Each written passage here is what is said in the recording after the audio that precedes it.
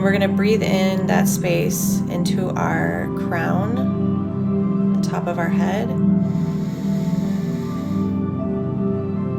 we're going to imagine that beautiful luminescent light is encircling our being like a waterfall. And we're going to imagine it traveling down our neck into our chest area, down into our stomach, our solar plexus, our root, our legs, and out through our feet. And we're going to sit in this beautiful luminescent light and imagine it is one with our being. And we're going to breathe.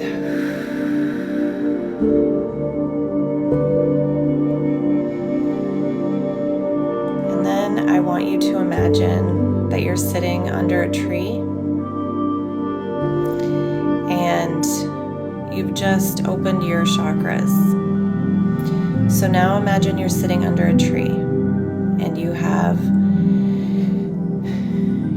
a root. Imagine the bottom of your spine is a root. And that root is red or orange in color. And you're going to let that root travel all the way down to what you can, in your mind, you can imagine is the middle of the earth. And I want you to imagine that that root is connected to you, and you are connected to that, and you are connected to the earth. And when you do this meditation where you're doing your higher self, your higher chakras first, and then grounding yourself, you're grounding both your female and masculine energies, right? Because we have both. So when you're doing this, hi from Siberia, hello, good to have you here. So this makes it so we don't get too much in our heads, but we also stay rooted in Mother Earth and in the now, in the present. And that's what oh, thank you. Love to you. And so when we do this, hello Bob from California, how are you? So when we're doing this meditation, it's bringing together those two opposing forces, right? Our upper chakras, our higher self, and our not lower self, I don't mean to say lower, but our earthly self, our self that's here in this physical reality that we call life. So I hope that was helpful. It's something I try to do often. It's really good.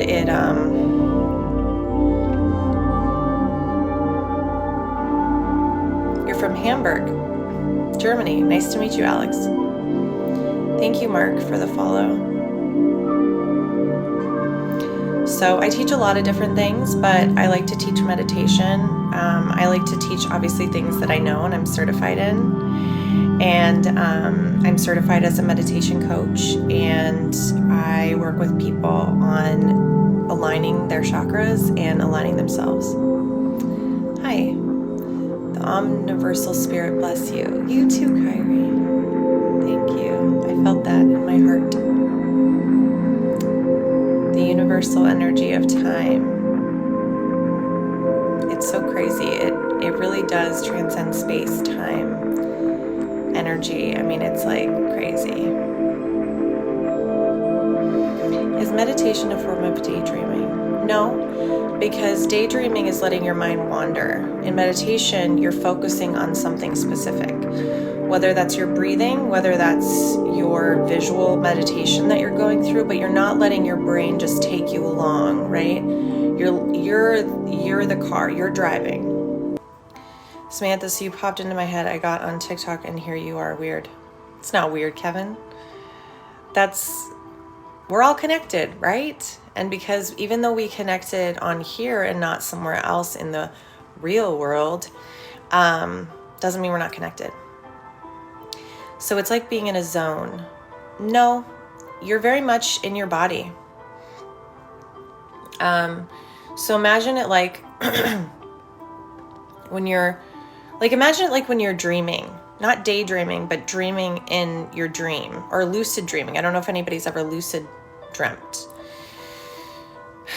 but it's where you're in a state, your brain waves are in a certain state, like they're, it's kind of like, I don't begin to understand because I'm not a neuroscientist, but basically you're putting your brain into a specific state of being. Whereas like when you're in REM sleep, if you think about it that way, REM sleep is a part of our sleep-wake cycle. And when we're in REM sleep, we are going through like our subconscious, and we're rewiring or we're processing what we need to from our subconscious. So if you think about meditation in the same way, you're learning how to control your subconscious and direct it in ways that are beneficial to you based on archetypes that you might have about the world. So when I think of a bright golden light above my head, I think of healing and the sun, things of that nature. So I would say that's the first step. And I think having a feeling attached to those things when you're doing the meditation is also really important. You have a lot of gray hair. Someday. This is actually my real hair color. This is, I don't know, it's like brownish blonde, I guess. Dishwater blonde. Someday I will be gray, and I won't mind. I feel old sometimes in the spirit. I've always questioned, like, I always felt like a little girl, but also like a very wise woman underneath, you know? So it's always fun.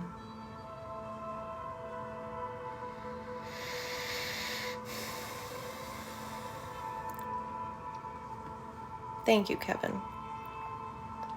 It's all good.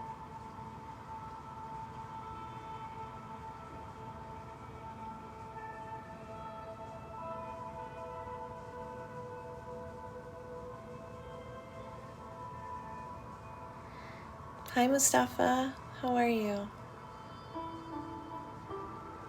Nice to see you.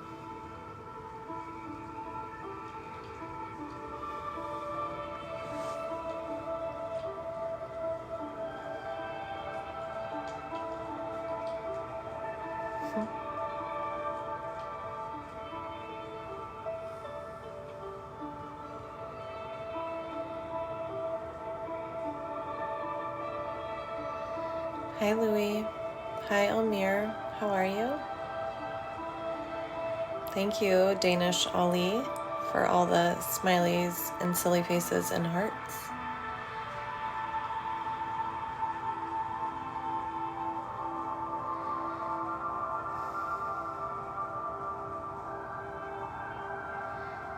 Good. Just relaxing.